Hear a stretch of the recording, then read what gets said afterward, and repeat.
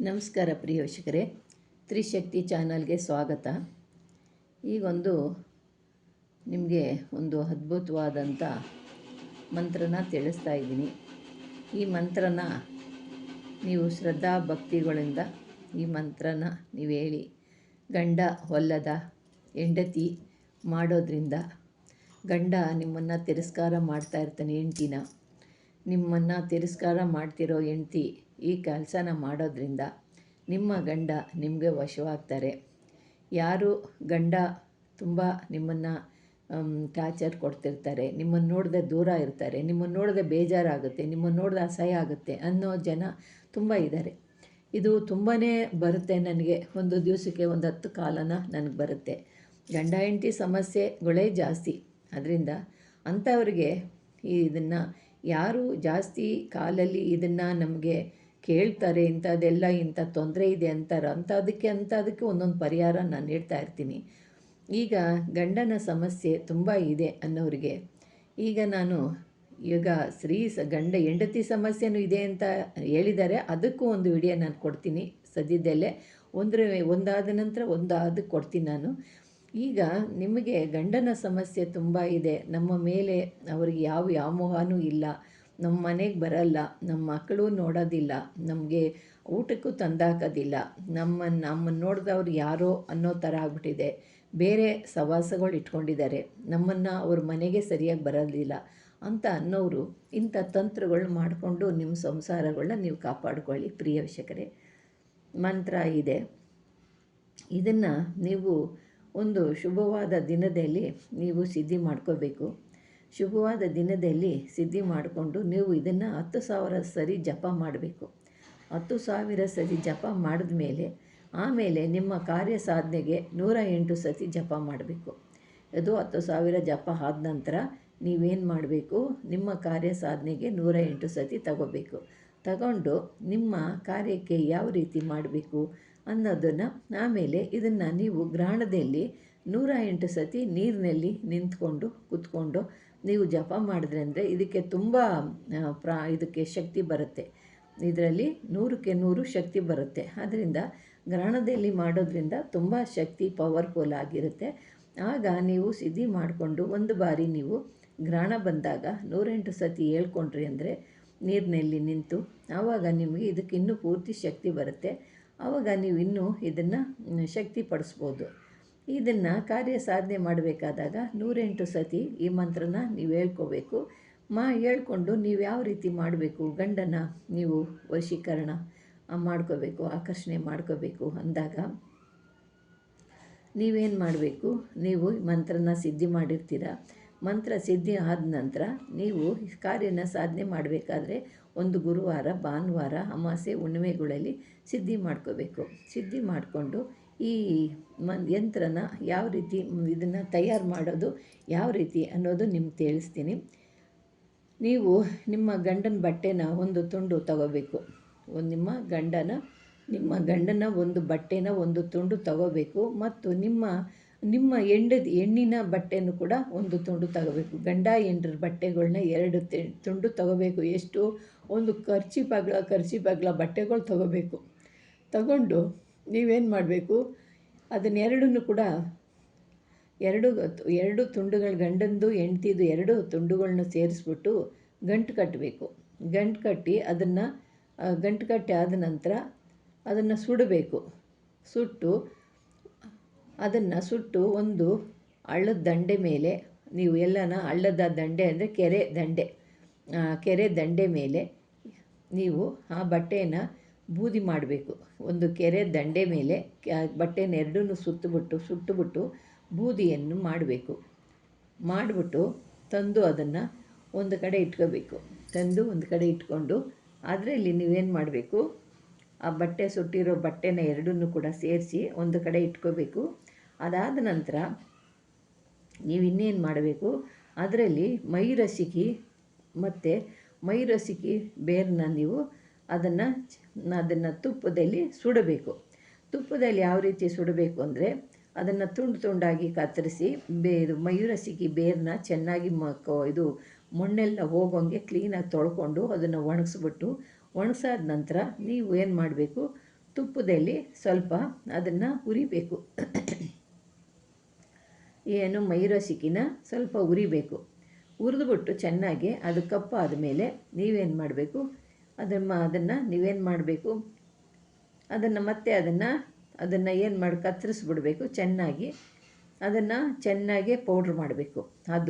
ಆ ಪೌಡ್ರನ್ನ ಚೆನ್ನಾಗಿ ಮಾಡಬೇಕು. ಮೈರಸಿಕಿ ಎಲ್ಲ ಚೆನ್ನಾಗಿ ಅದರಲ್ಲಿ ಚೆನ್ನಾಗಿ ಕರ್ಕ್ ಮಾಡಿರ್ತೀರಲ್ಲ, ಸ್ವಲ್ಪ ತುಪ್ಪ ಹಾಕ್ಬಿಟ್ಟು ಅದನ್ನು ಚೆನ್ನಾಗಿ ಹುರಿಬೇಕು.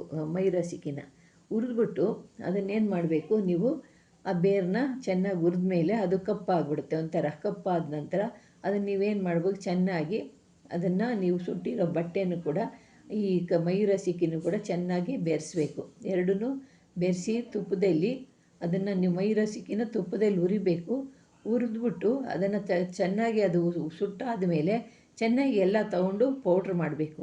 ಪೌಡ್ರ್ ಮಾಡಿ ಸುಟ್ಟಿರೋ ಬಟ್ಟೆ ಮತ್ತು ಇದು ಮೈರಸಿಕಿ ಚೆನ್ನಾಗಿ ನೀವು ಚೆನ್ನಾಗಿ ಅದನ್ನು ಹರಿದಿರ್ತೀರಲ್ಲ, ಸುಟ್ಬಿಟ್ಟು ಅದನ್ನು ಪೌಡ್ರ್ ಮಾಡ್ಕೋಬೇಕು. ಚೆನ್ನಾಗಿ ಸುಟ್ಟಾದ ಮೇಲೆ ತುಪ್ಪದಲ್ಲೇ ಬಾಣಲಿ ಒಳಗೆ ಚೆನ್ನಾಗಿ ಸಣ್ಣದಾಗಿ ಹರಿದ್ಬಿಟ್ಟು ಹುರಿಬೇಕು. ಹುರಿದಾದರೆ ಎಲ್ಲ ಕಪ್ಪಗಾಗುತ್ತೆ.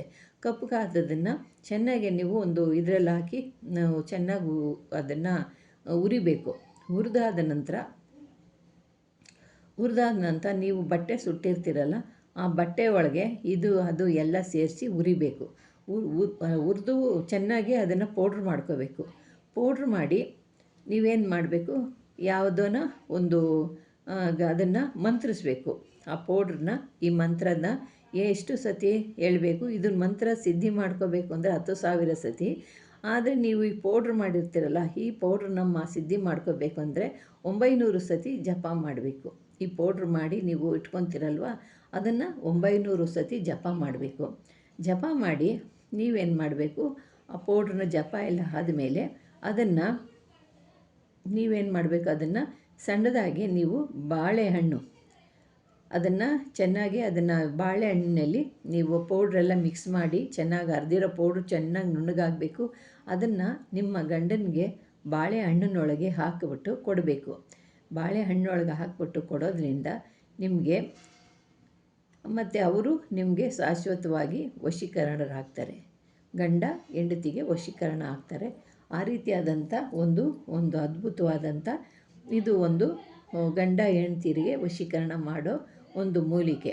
ಇದನ್ನು ನೀವೇನು ಮಾಡಬೇಕು, ಆ ಪೌಡ್ರನ್ನು ಕೂಡ ಇದು ಸುಟ್ಟಿರೋ ಬಟ್ಟೆ ಚೆನ್ನಾಗಿ ಹರಿದುಬಿಟ್ಟು ಇದನ್ನು ನೀವು ತುಪ್ಪದಲ್ಲಿ ಹುರಿದಿರ್ತೀರ ಈ ಮೈರಸಿಕಿನ, ಅದು ಎಲ್ಲ ತಗೋಬೇಕು. ತುಪ್ಪ ಜಾಸ್ತಿ ಹಾಕೋಕೆ ಹೋಗಬೇಡ್ರಿ, ಜಾಸ್ತಿ ಎಣ್ಣೆ ಆಗಿಬಿಡುತ್ತೆ. ಅದಕ್ಕೆ ಸ್ವಲ್ಪ ಹಾಕ್ಬಿಟ್ಟು ಚೆನ್ನಾಗಿ ಇದನ್ನು ಕತ್ತರಿಸಿರೋದನ್ನ ಹುರಿಬೇಕು. ಎಲ್ಲ ಕಪ್ಪಾದ ಮೇಲೆ ತೆಗೆದು ಅದನ್ನು ಹುರಿದುಬಿಟ್ಟು ಇದನ್ನು ಕೂಡ ಎಲ್ಲ ಹುರಿದಾದ ನಂತರ ಪೌಡ್ರ್ ಆಗುತ್ತಲ್ಲ, ಅದನ್ನು ತಗೊಂಡು 900 ಸತಿ ಜಪ ಮಾಡಬೇಕು. ಈ ಮಂತ್ರನ 900 ಸತಿ ಜಪ ಮಾಡೋದ್ರಿಂದ ಅದು ನಿಮಗೆ ಆಕರ್ಷಣೆ ಆಗುತ್ತೆ. ನಿಮ್ಮ ಗಂಡ ನಿಮಗೆ ಆಕರ್ಷಣೆ ಆಗ್ತಾನೆ. ಆವಾಗ ನೀವೇನು ಮಾಡಬೇಕು, ಬಾಳೆಹಣ್ಣೊಳಗೆ ಕೊಟ್ಟು ಅವ್ರಿಗೆ ತಿನ್ನಿಸಿದ್ರಿ ಅಂದರೆ ಅವರು ನಿಮ್ಮ ಹತ್ರ ಚೆನ್ನಾಗೇ ಪ್ರೀತಿ ಪ್ರೇಮವಾಗಿ ಬರ್ತಾರೆ. ಈ ರೀತಿಯಾಗಿ ಮಾಡ್ಕೊಳ್ಳಿ. ಆದರೆ ಇದನ್ನು ಬೇರೆ ಬೇರೆ ರೀತಿಯಲ್ಲಿ ಮಾಡ್ಕೊಳ್ಳೋಕೆ ಹೋದರೆ ಇದು ನಿಮಗೆ ತೊಂದರೆ ಆಗುತ್ತೆ.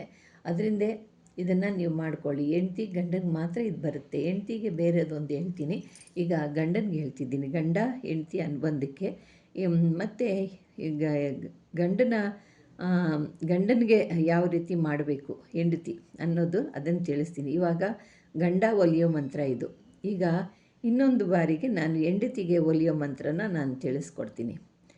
ಇದನ್ನು ನೀವು ಈ ರೀತಿಯಾಗಿ ಮಾಡಿಕೊಂಡು 900 ಸತಿ ಜಪ ಮಾಡಿದ ನಂತರ ಅವ್ರಿಗೆ ನೀವು ಹಣ್ಣಿನಲ್ಲಿ ಕೊಡೋದ್ರಿಂದ ನಿಮಗೆ ಅವರು ಸಂಪೂರ್ಣವಾಗಿ ವಶೀಭೂತರಾಗ್ತಾರೆ. ನೀವು ಬೇಡ ಅಂದರೂ ನಿಮ್ಮನ್ನು ಬಿಡಲ್ಲ. ಆ ರೀತಿಯಾಗಿ ನಿಮ್ಮ ಹಿಂದಿಂದನೇ ಅವರು ಸುತ್ತುತ್ತಾ ಇರ್ತಾರೆ. ಈ ರೀತಿಯಾಗಿ ಅವರು ತಪ್ಪು ದಾರಿಗೆ ಹೋದಾಗೆ ಈ ರೀತಿ ಮಾಡ್ಕೊಳ್ಳಿ. ಅವರು ಎಂದಿಗೂ ತಪ್ಪು ದಾರಿಗೆ ಹೋಗಲ್ಲ. ಅವರು ನಿಮ್ಮ ಸಂಗಡನೇ ಇರ್ತಾರೆ. ಆದರೆ ಪೌಡ್ರ್ ಮಾಡಿ 900 ಸತಿ ಜಪ ಮಾಡಿ ಆಮೇಲೆ ಅವ್ರಿಗೆ ಬಾಳೆಹಣ್ಣಲ್ಲಿ ಕೊಡಬೇಕು. ಒಂದೇ ಸತಿ ಅಲ್ಲ, 3 ಸತಿ ಕೊಡಿ. 3 ಸತಿ ಕೊಡಿ, 4 ಸತಿ ಕೊಡಿ. ಆಮೇಲೆ ಅದು ಎಷ್ಟು ಸತಿ ಇದು ಹೆಂಗೆ ಮಾಡೋದು, ಅದು ಯಾವ ಥರ ಅಂತ ಅನ್ನೋಕ್ಕೆ ಹೋಗಬೇಡಿ. ಹೇಳಿದ್ದೀನಿ ನಾನು ತಿರುಗಿಸಿ ಮತ್ತೆ ನೀವು ರಿಪೀಟ್ ಮಾಡಿ ಕೇಳ್ಕೊತಾ ಇರಿ. ಆವಾಗ ಗೊತ್ತಾಗುತ್ತೆ. ನೀವೇ ಮತ್ತೇನು ಮಾಡ್ತೀರಿ, ಇದು ಹೆಂಗೆ ಹೇಳಿದ್ದೀರಾ, ಅದು ಹೆಂಗೆ ಹೇಳಿದ್ದೀರಾ, ಇದೇನೋ ಅರ್ಥ ಆಗಲಿಲ್ಲ ಅಂತೆಲ್ಲ ಹೇಳ್ತೀರಿ. ನಾನೆಲ್ಲ ಬಿಡಿಸಿ ನಿಮ್ಗೆ ಹೇಳ್ತಾ ಇದ್ದೀನಿ. ಹಂಗೂ ಹೇಳ್ತಾರ ಕೇಳ್ತಿರ್ತೀರ. ಅದರಿಂದ ನಿಮ್ಗೆ ಹೇಳ್ತಾ ಇದ್ದೀನಿ, 10,000 ಸತಿ ಮಂತ್ರ ಸಿದ್ಧಿ ಮಾಡ್ಕೋಬೇಕು. 10,000 ಸಿದ್ಧಿ ಆದ ನಂತರ ಪೌಡ್ರಿಗೆ ನೀವು ಸಿದ್ಧಿ ಮಂತ್ರ ಹೇಳಬೇಕಾಗಿರೋದು 900 ಸತಿ. 900 ಸತಿ ಸಿದ್ಧಿ ಆದ ನಂತರ ಅವ್ರಿಗೆ ಊಟಕ್ಕೆ ನೀವು ಕೊಡಬೇಕು. ಊಟಕ್ಕಲ್ಲ, ಬಾಳೆಹಣ್ಣಿನಲ್ಲಿ ಕೊಡಬೇಕು. ಬಾಳೆಹಣ್ಣಲ್ಲಿ ಕೊಟ್ಟರೆ ಅಂದರೆ ಅವರು ನಿಮ್ಮ ಹತ್ರ ಶಾಶ್ವತವಾಗಿ ನಿಮ್ಮ ಹತ್ರ ಎಂಡಿ ತಿನ್ಬಿಟ್ಟು ಎಂದಿಗೂ ದೂರ ಆಗೋದಿಲ್ಲ. ಆ ರೀತಿಯಾಗಿ ಅವರು ಬಾಳ್ತಾರೆ. ಪ್ರಿಯ ವೀಕ್ಷಕರೇ, ಇನ್ನು ಹಲವಾರು ವಿಡಿಯೋಗಳನ್ನ ನಿಮ್ಗೆ ಹಾಕ್ತೀನಿ. ಇದು ಹೆಂಡತಿ ಗಂಡನಿಗೆ, ಗಂಡನಿಗೆ ಹೆಂಡತಿಗೆ ಇದನ್ನು ನಾನು ಹೇಳ್ತಿರೋದು. ಈಗ ಇನ್ನೊಂದು ವಿಡಿಯೋನಲ್ಲಿ ನಿಮಗಿದು ಇಷ್ಟವಾಗಿದ್ದರೆ, ಮತ್ತು ಇನ್ನೊಂದು ವಿಡಿಯೋನಲ್ಲಿ ಹೆಂಡತಿ ಗಂಡನಿಗೆ ಸೇರಿದಿದ್ದರೆ ಅಂಥ ಯಂತ್ರನ ನಿಮಗೆ ಹಾಕ್ತೀನಿ. ನೀವು ವಿಡಿಯೋಗಳಲ್ಲಿ ಒಳ್ಳೆ ಲೈಕು ಶೇರ್ ಮಾಡ್ತಾಯಿದ್ರೆ ನಿಮ್ಗೆ ಇಷ್ಟವಾಗಿದೆ ಅಂದ್ಕೊಂಡು ನಾನು ಇಂತಹವೇ ಇನ್ನು ಮುಂದೆ ನಾನು ಹಾಕ್ಕೊಂಡು ಬರ್ತೀನಿ. ಪ್ರಿಯ ವೀಕ್ಷಕರೇ, ನಿಮ್ಗೆ ಇಷ್ಟವಾದರೆ ಲೈಕ್ ಮಾಡಿ, ಶೇರ್ ಮಾಡಿ, ಸಬ್ಸ್ಕ್ರೈಬ್ ಮಾಡಿ. ನಮಸ್ಕಾರ.